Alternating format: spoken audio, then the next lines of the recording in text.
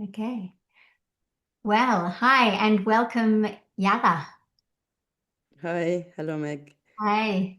Thanks so much for making time to have this chat. I realize that it's summer for you and peak growing season, and it's about 9:40 in the morning. So I know that that's a work time, so I'm very grateful that you've made time for this chat.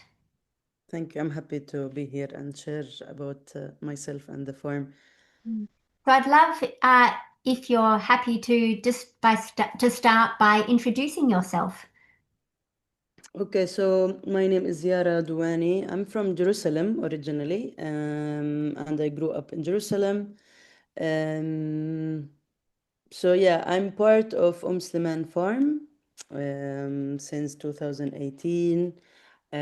Farming and natural building is what I enjoy spending time doing, and what is like the main thing I like to do as part of my life. And other than that, I'm part of a lot of groups and initiatives who work towards food sovereignty and agroecology in Palestine. Okay, great. Thank you. And I have a connection to your land because my grandfather was born in Palestine. He was born in what is now Bertuvia. Okay. Yeah. So that feels like, yeah, a special connection for me to have, this, speaking with somebody who is living so close to where he was born. Wow, I didn't Yeah. know. Okay, good to know. Yeah. And how did you get into farming? Is that something that you've always been interested in? No, not really. Like Jerusalem is a city, and I don't come from a farming family. I used to work as a, like when I got introduced to permaculture, I was working as a youth coordinator in the YMCA, an organization in Jerusalem and all over the world that does a lot with sport and young people. And I just saw a post on Facebook, a permaculture course in Marda. Marda is a village in the West Bank, close to Nablus. I had no idea what's permaculture, or like I knew a bit about environment, and I was interested in environment, sustainability, etc. Being also away from chemicals, being aware about the food, but I really didn't have any clue about permaculture. So it was a time that I needed some change in my life. So okay, let's go. I convinced my boss that it's relevant to my job, and I went to the course. It was 2 weeks. It was taught by Ramis Kent, permaculture specialist, and it was just really mind blowing to me to be exposed to all these values, principles, ideas, way of thinking. It just made sense, everything that the teacher was talking about, and especially in our context in Palestine. And I was really connected to this topic. Like it was maybe the first time that I feel like I want to learn more about this topic, you know? I was really hungry and thirsty for more information. And I went back to my job, and I couldn't really be, I was restless, like sitting in an office in front of the screen while I discovered this thing called permaculture. So I decided to quit, and I went to Spain for like 7, 8 months to visit farms and volunteer at farms. So I went to a farm in Catalonia and then in the Canary Islands for 6 months. And it really proved to me that this is something I want to practice and learn more about and be exposed to different kind of projects. And in Spain, I was also exposed to more permaculture, food forest, social permaculture. And then, yes, I had to come back to Palestine, and it was really difficult at the beginning because I didn't know any communities or group of people my age who are practicing permaculture or agroecology or organic farming. But slowly I started to get to know these kind of initiatives and projects, and I worked with with a project on a research on wild plants, edible plants. So slowly I started to get to know the community of this of permaculture and agroecology and food sovereignty. And then I joined the farm in 2018, and I'm still stuck in a good way, stuck with the farm. And do you want to, could you please introduce us to OMSAN Farm and just talk a little bit about it and yeah, how you found it, where it is, yeah, what you do there, just the setup there, please. Okay, so Sliman, which means the ladybug, is a farm that was founded in 2016, so 2 years before I joined.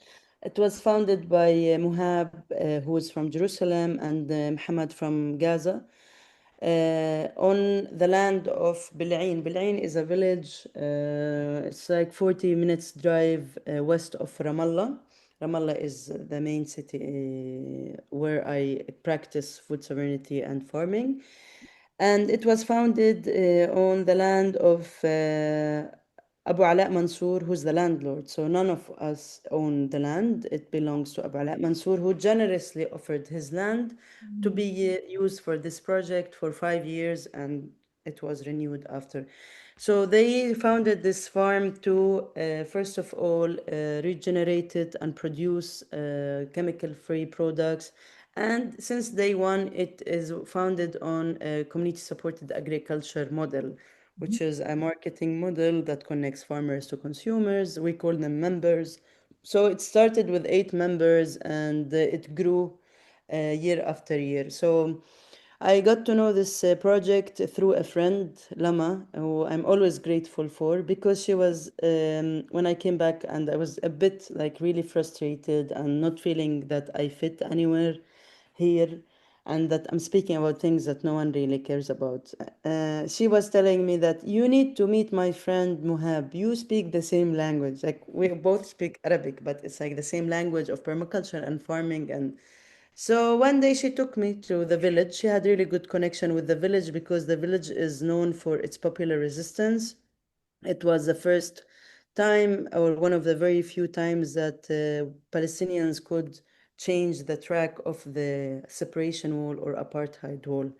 If you are interested to know more about the history of this village, there's a film called Five Broken Cameras, and it talks about the struggle of the people, how they were able to take back some parts of the land that was confiscated by the Israeli. And where the farm is exactly on that part of the land that was liberated.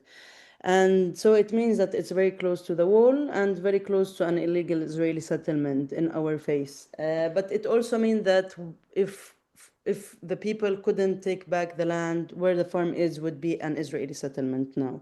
So it's a very special place. It's not an agriculture land at all. Like there is no water sources and no fertile soil, no topsoil. So why the location is, I think, more symbolic, like more for like protecting the land and to create an example for other people to use the lands that they have in areas similar to the area where the farm is.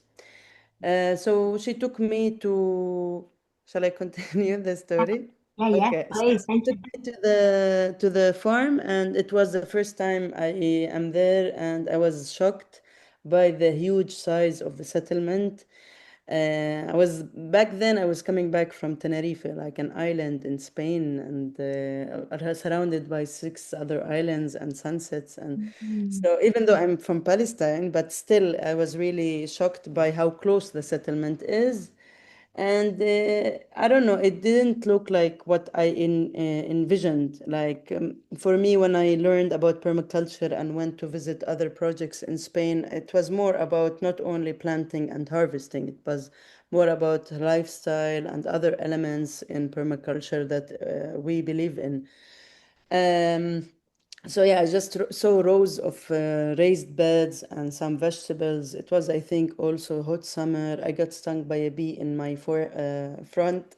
head. I didn't like Mohab. He was like making fun of permaculturists that they just talk and don't do anything.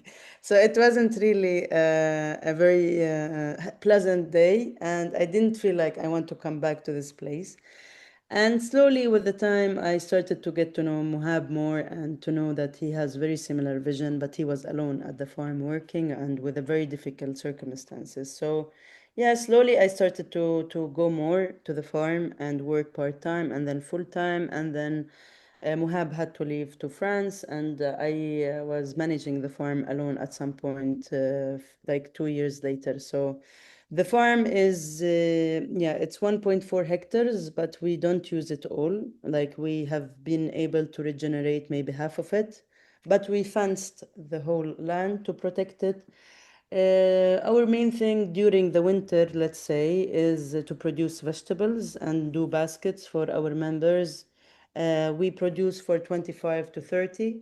The land can produce more, but we decided to stop at that number because we realized that people tend to get burned out and stop enjoying the farm and stop enjoying their work and stop caring about the soil and the compost and the animals. So to be only focused about highest production wasn't really a good plan because we also needed the money. So this was the easiest way for us to make to generate money. But now we do a bit of everything. Like we do courses, we do workshops, we do events, and we do a longer winter season. And this was the first season that we stopped in May, and we only planted things in the summer to cultivate our own seeds. And we did a summer camp and we're going to do screening. So this was the first year that we shifted this production the whole year because we don't have frost in Bil'in where the farm is. So we're able to produce the whole year. So this was the first time we say, okay, let's stop because we need to take care of our infrastructure maintenance and the people and the community and ourselves. And of course, for that, you need to be a bit in a better financial place. Like it's not like, okay, let's stop and we don't have a plan B. So we are focusing more on our educational program, which we call Under the Carob Tree. Yes, that's a bit about the farm, a bit a lot. Oh, beautiful. Thank you for sharing. Yeah, you're doing so much. So Yeah. so at the moment you don't have crops in. You just save growing food to save the seeds. Is that what you were saying? Yes, we don't have a CSA going, so we decided to stop from May until the beginning of winter season, which is here. Like now, we start preparing the beds. In September, we start planting and we start harvesting, like let's say mid-October, end of October. So yeah, we planted like different kind of tomatoes and pepper and heirloom zucchini and heirloom cucumber to try to save our seeds and to also supply ourselves with organic and natural food. But yeah, we're not like July, August, we intentionally decided not to have volunteers because it's really hot also. It can get to 36 degrees and we don't have like really a building because in the area where the farm is you cannot, it's illegal to build any structure. So it's not like we have a nice building where we can rest during the day and work in the afternoon and the morning. And none of the team members except for one is from the village. So we decided to not do a season and not to host volunteers, and now we are starting to prepare for the winter season, buying compost and raising the beds and planting and seeding. Yeah. And the nearest village of Bilin, is that how you say it? Yes, Belain. And so do you have any contact with them? Are they, how do they see you? How do they see your farm? So yeah, it was challenging for me at the beginning in 2018 because I am a woman. I'm not from the village. I look a bit different than the people also in general, not only people from the village. And yeah, it was a bit strange. I felt like an outsider, but Muhab was with me and the co-founder, and he had really good connection with the village and the people from the village. But I remained a bit low key the first year. And now looking back, I think we had a really nice connection with the village and the way it grew so naturally. You know, at the beginning, coming from a permaculture background, also like we talk a lot about social permaculture and giving back to the community. So at the beginning, I had this pressure, no, to create this link with the community and to have people from the community to work with us and to produce vegetables from the for the community, no, not only to the people in the city. But I realized that connections cannot be forced. Like it has to be nurtured and grown by its, like you have to respect the community and show that you are there to do what everyone should be doing in that area, to protect the land and grow food.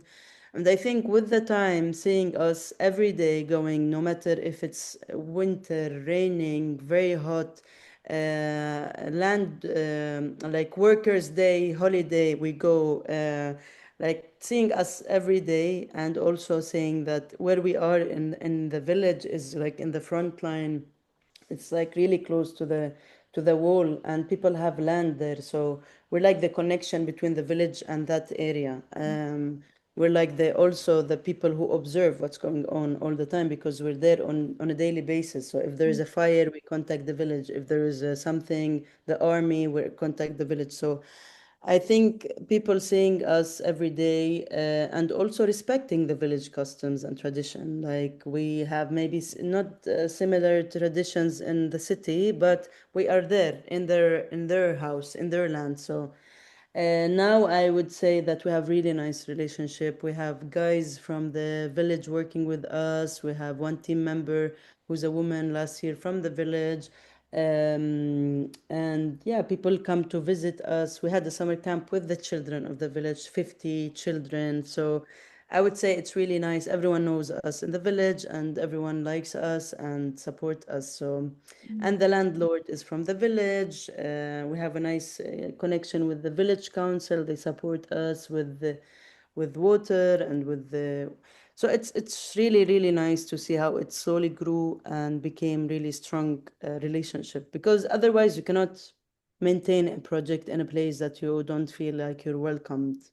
Yes. I imagine it's helpful that the landlord is so generous towards you by allowing you to be on the land without a fee, and that he's from the village. You know, that to have somebody's support like that, I imagine would be very helpful for how the Yeah. village sees you.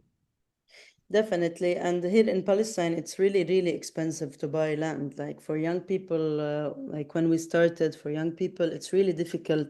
Unless you have land from your family, it's very difficult to find land that big also. And many people in Palestine have land that they don't use, or they are abroad, or they don't know what to do with it, or it's too close to the wall. So this connection, not only with OMSAN Farm, but with other cooperative and other farms, is started to evolve maybe in yeah, it started to evolve around 2018, 19. Many young people were connecting with landlords in their village or their family and telling them, let me use the land. And it's really good. I think it's a very good exchange.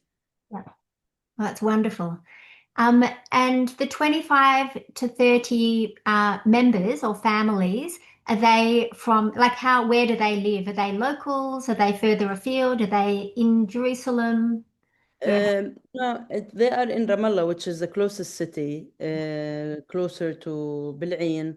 Unfortunately, we don't really supply the village with organic vegetable, which is like which we feel that there's something missing.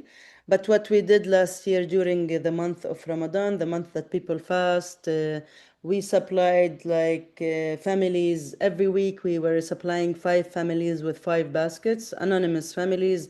We just know that there's someone in the village that knows these families, and we were giving 5 baskets every month, every week, sorry, and changing these families as a way to feel that we're not like completely excluding the village from our crops, because we have our members who are able to afford our baskets, which what we need to continue our work in the farm.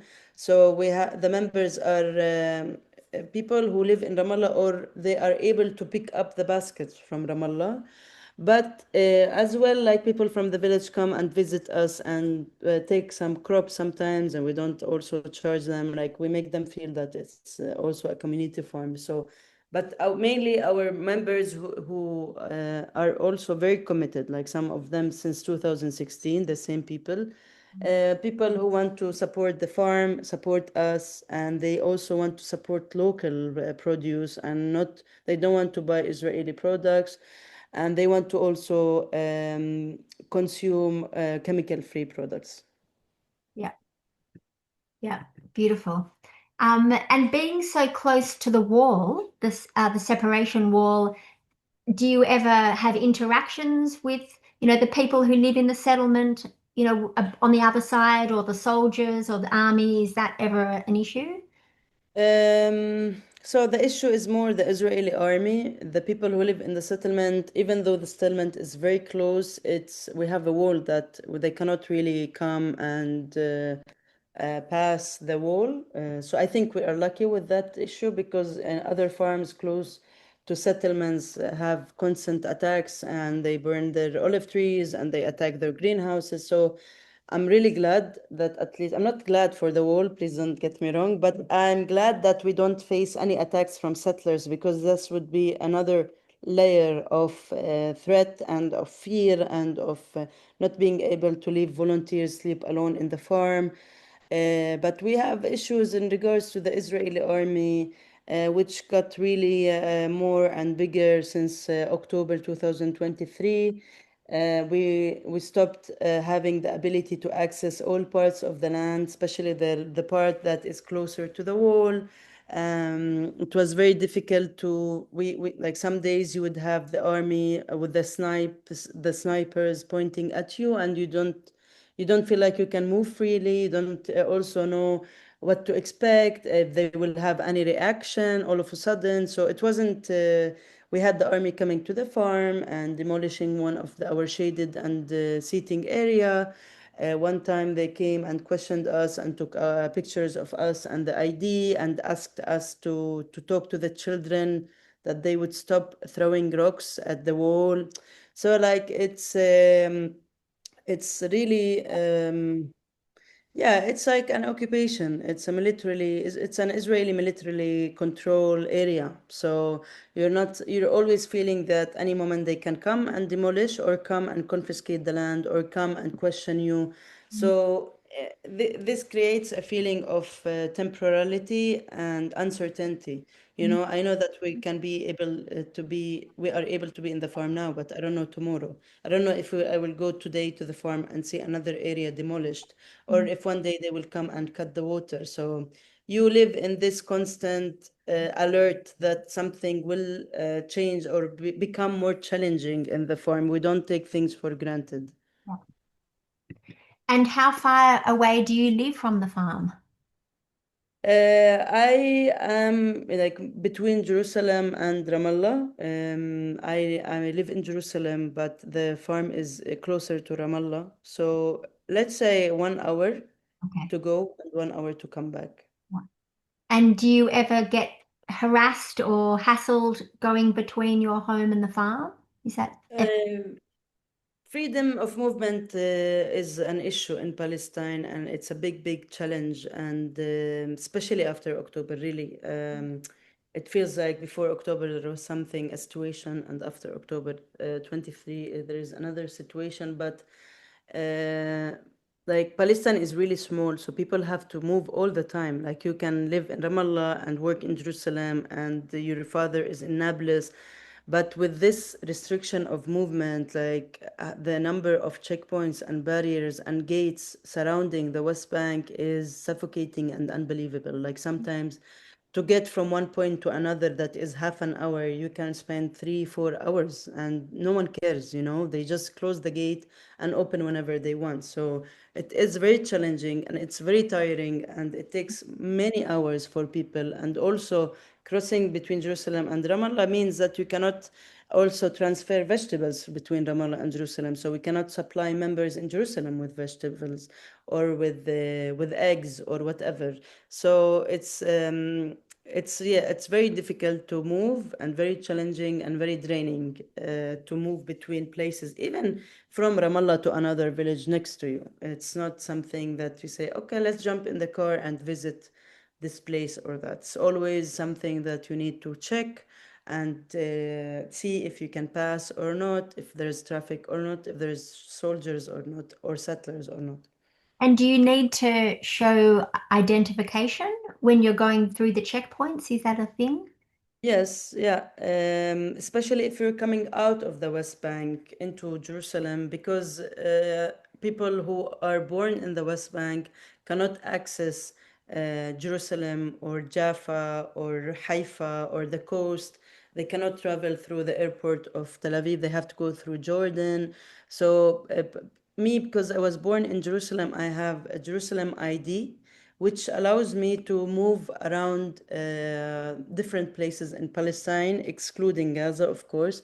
But like my colleague who is born in Ramallah cannot go to Jerusalem or cannot go to the sea.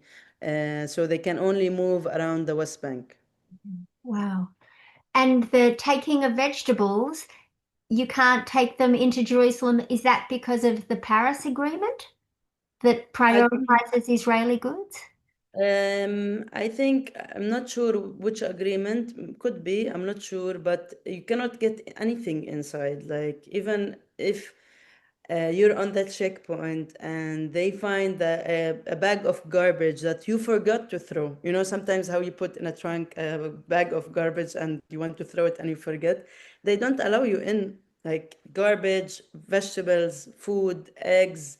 It's, I think, one way of controlling the what goes in and what goes out, and also a way to separate Jerusalem, that separate Palestinians who live in Jerusalem or in other places in historical Palestine, what we call it, to be connected to, like, food is culture also, no, and to be connected and to have the choice of eating what they want. And this is what food sovereignty is all about, to have the choice to eat what you think you want to eat, or you it's good for you, and not to have forced decisions on what's available in the market, you know.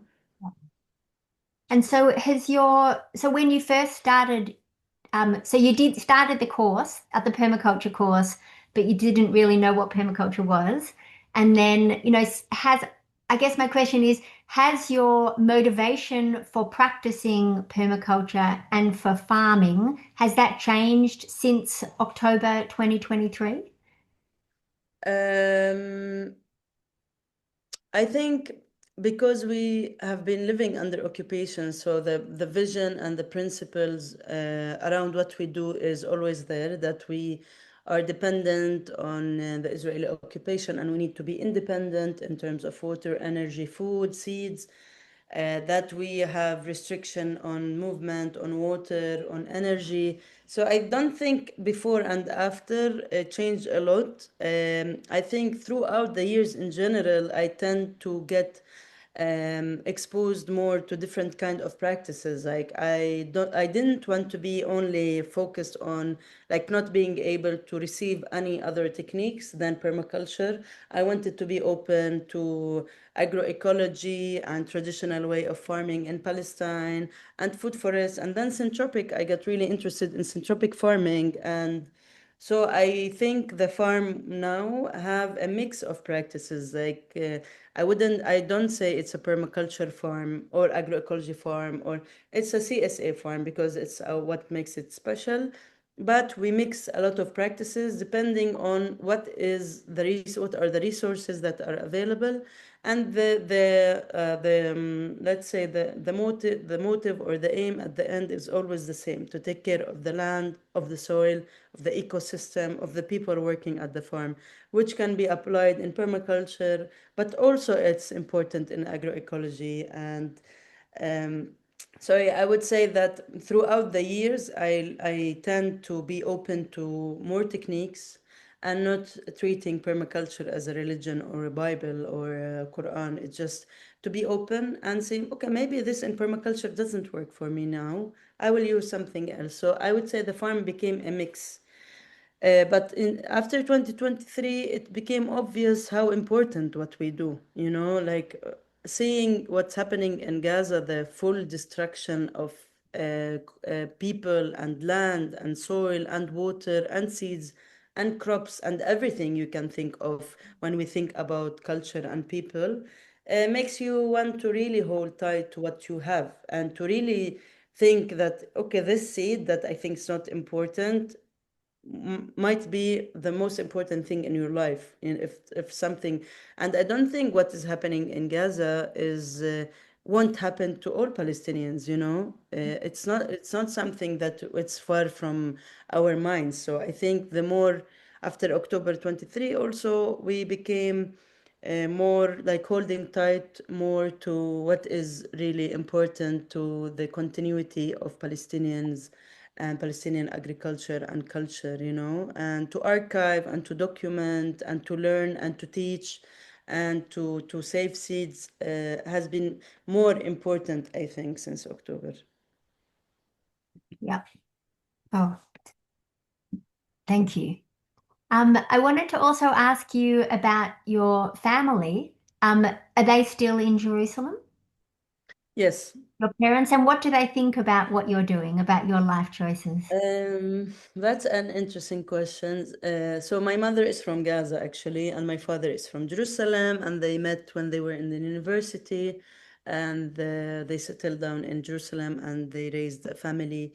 So at the beginning they were a bit against it because they like raised me and they supported me to go to university to study sports management. I used to be an athlete, a swimmer before, and they spent a lot of money on that for me to go. And I studied in Spain also, and it came like as a surprise for them. Like I was already working as my first job, doing well, 2 years, and then all of a sudden I'm going to Spain and I'm gonna become a farmer. So I think they were worried like any other parents, no? Like, what?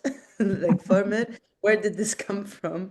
And what do you mean? Like we live in Jerusalem also. And so it came as a surprise, I think. And I think they didn't like maybe they thought it's a phase only, like anything that we get in like interested we get interested in, and then we leave and next.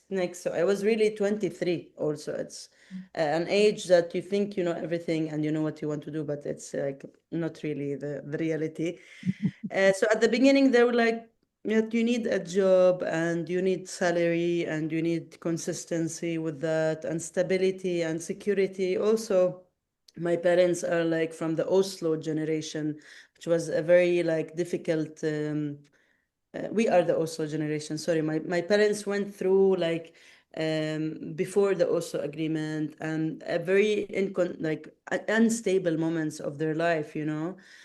So I think more than any other parents here in Palestine, the generation of my parents is really about holding into a good job, good salary, building a house, and getting married, etc. So it was strange for them, but slowly I think when they saw that I'm stable, I'm leading a project, I'm eating organic, they also started to eat organic from the farm. I think also to see that I'm financially stable and I have other projects to do and that I'm not like suffering or dependent on them. I think at the end, this is what they wanted to see, that I'm independent, I'm happy, I can support myself. And now they're really supportive. Didn't take them a lot to be supportive. Even when they didn't like what I do, they're always supportive. Mm. Beautiful. You're very lucky. Yes. Um, so I read that you have referred to what you're doing as resistance agriculture. Yeah, do you want to talk a little bit about that? About how you define resistance agriculture? It's a really great term, and I would call what we do here also resistance agriculture, but where you are, the stakes are obviously Yeah. much higher. I think resistant agriculture is like when the reality is telling you that you cannot do what you're doing, you know, and that it's really impossible in terms of resources, in terms of opportunities, in terms of the location of the farm and the situation. and you still do it, I think it's you are resisting this force of colonialism, and also different forces, but most important, this colonial state that is telling you that you Mm. you cannot grow your food, you are slave to this occupation, and this occupation doesn't want you here. And in other way, I would not be here, me myself, no, I would go to Spain and live my life there, because I have this opportunity to not be here. But resistant farming is about also like seeing the resources that is available and using them, and not depending on the resources of the occupation and this colonial state that is telling you that you cannot exist. And I think it's about also resisting to not exist, like to resist this erasure, to resist the non-existence of us.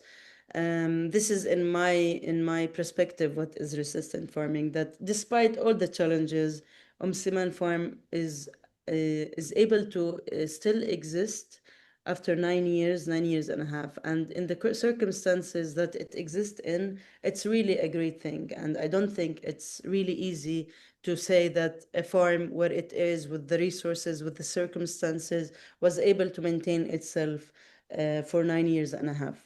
Mm. And do you imagine, so if you think about when the occupation ends, do you think that you will stay with the farm, that you will keep farming with resistance? I think it's really difficult to imagine the after occupation point, especially now. But we always make a joke that if Palestine will be free, there is no need for us to be here. So we'll just go and enjoy our life. It won't be the same need to be like here and holding tight to our land and to our. So we always have a joke with my friends that if we are free, we will just pack our bags and go somewhere nice and beautiful. Yeah. Uh, but yeah, it's really difficult for me to imagine this point. I think I will always be a farmer because I fell in love with this way of living. And I really am happy when I'm in the land with people doing things with our hands, fixing stuff and talking and seeding and weeding and building. So I think wherever you will throw me, I will always find a piece of land and grow my own food and be surrounded by people who are like me and do well wherever we are. But now I'm here, and it gives me a lot of hope and purpose to do it here. And I really think the farm is a place that gives a lot of people around us the same feeling. Mm. And even people on the other side of the world who know about your farm, it also gives us a really good feeling. Yeah, Alhamdulillah. yeah, and yeah, I also wanted to ask you, um, yeah, just with what are your hopes for the future? Whether it's the end of occupation or just you personally, I what, think like the first thing that comes to my mind is like my hope now every day when I wake up is for the genocide to stop, that people in Gaza can have basic of food and water and stop dying from hunger. And the hunger is not because there's a lack of food, it's because countries, the Western countries and the US and Israel decided to not let the aid come in. So my first hope and the most important hope is for the genocide to stop and the food and aid to get in. And yeah, my hope is to rebuild and yeah, to really live in peace and justice. And that's really basic. We have been like calling for peace and justice and freedom for so many years. And we feel that we are not heard. And it just gets like the genocide is just getting worse and worse and worse. So my hope is some justice and peace and freedom. yeah, beautiful. And do you have a sense of um, like how? the West, other Western countries are seeing, understanding what's happening in Gaza? Do you have a sense of, like, do you see, so recently on the weekend, there was a really big protest in Sydney, and 100,000 people went over the Sydney Harbour Bridge and they stopped traffic and it was pouring rain and, it was a really big deal. Did you see that on the news? I saw that. I saw that. Yeah, definitely. I was really surprised. Like I was surprised by the number. I'm not saying that the people are not like when I say that no one is listening is because it's still going on. Like I definitely see the support. I think also since the last year, like what's happening in the universities in the US, the movements in the universities, the protests in London, in Berlin, all over the world, in Australia is really strong. It looks like the people hear us and they want to do something about it. But when I say that, it feels like no one is listening because every day I wake up and I see that people are dying in Palestine, you know? So it feels like the power, it has to be stronger. Like it should continue and grow this movement. The people are calling to stop the genocide and to free Palestine. It's been growing and it hasn't been so loud, you know, in music festival, concerts, street, museums, it's really loud and clear. And I think it should be also growing like much bigger. Really, it really has to stop. Yes, absolutely. And I get a sense of here in Australia, I'm not on social media, but when I hear people talking about being on social media, they're posting, what's happening in Gaza. There's so much discussion and so much disgust with the Australian government who isn't taking enough action, who isn't putting sanctions against Israel, who aren't sort of making, doing a line in the sand and saying, this needs to stop. The whole world is watching and we're also watching who's acting and who's not and who's hiding and Yeah. who's Who's not. neutral and who's scared to raise their voice Yeah, and who's just watching and flipping the page on social media. yeah, Uh, yeah, it's really the difference that it made that we are not tolerating also neutrality, like as Palestinian we're not tolerating neutral anymore, and we are really clear about what is like we cannot handle anymore this two-sided two story. And but yeah, but what about them? And we are really now very clear about what we can tolerate from the West, from people even who come to the farm to volunteer, and the people who come to visit Palestine and accuse us of things. So I think that made a difference, and it makes us more strong to be very clear and consistent with what we believe in. yes. Yeah. Well, yeah, I feel a great solidarity with you and other resistance farmers and people, yearning for a homeland and growing food for their community and saving heirloom ancient seeds that have been passed from hand to hand, and particularly women farmers, women growing food for themselves, for the healing of their communities and for healing of the earth, which is, what we all should be doing and what we all need so much, of that healing right now. Which is why we're having this conversation, to reach out to you on the other side of the world to say, we are here in solidarity for you and we are here supporting you and we are here cheering you on. And thank you for sowing these seeds of resistance and for standing strong as humans on your own, on your ancient homeland. And yeah, thank you for the work that you're doing. And it's, Thank that has ripples all, it has ripples, we feel it here. We you. feel Good to it know. as we have our hands in the soil and you have your hands in the soil, there's a strong connection that we feel with you. Definitely. No, I'm really, really glad that we connected, and I'm really happy that also you are trying to take our voice and spread it, Yeah, and let other people hear our story and our struggle, and to feel the support, even though we are really far away from each other. But I really appreciate it, and I think it's really important that we connect with each other and support each other with whatever the other person needs, and to raise the voices of the Palestinians, and especially those who are working towards food sovereignty and self-sufficiency. It's really more important than ever to stay together and to, yeah, to raise our voices. yeah. So for those of you who don't know, Patrick, Woody, and I are about to go on tour with Jordan and Katie Jordan from Happen Films, um, touring their film The New Peasants. And as part of each of the screenings that we go to, we are having a raffle. And the prize is 2 nights in the Permi Love Shack, which is a small cottage that Patrick built out of reclaimed materials in our garden. And the money is going to OMSAN Farm. And we're raising money for an Australian made or Australian, it's like a water filter. Um, Leaf scare, yeah, yeah, for our natural pool yeah, system. yes.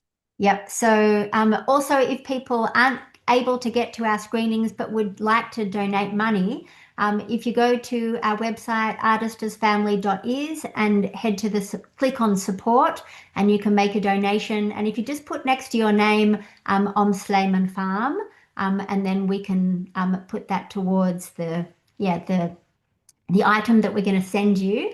Um, and also, we'll put in the show notes how people can contact you on Instagram and Facebook. And Yeah. yeah, is there anything else that you wanted to say? Um, Yes, thank you so much, first of all, and good luck in the tour. I hope it goes well. I wanted to add that we receive volunteers from all over the world, starting from September, which is the beginning of our winter season. Feel free to get in touch with us and to know more about us. We are on Woofing and Workaway, but you also can send an email to umslimanfarm@gmail.com, and you are more than welcome to come and help us on the land. Yeah.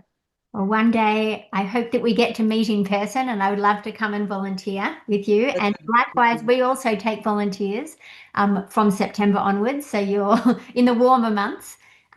So you're most welcome to come and yeah, stay with us anytime. Yeah, I thought that I would just end with reading a poem.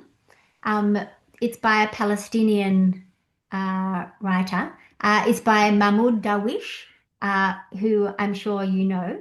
Um, yeah, he wrote the Palestinian Declaration of Independence, and he's also considered like the Palestinian poet laureate, I guess you would say.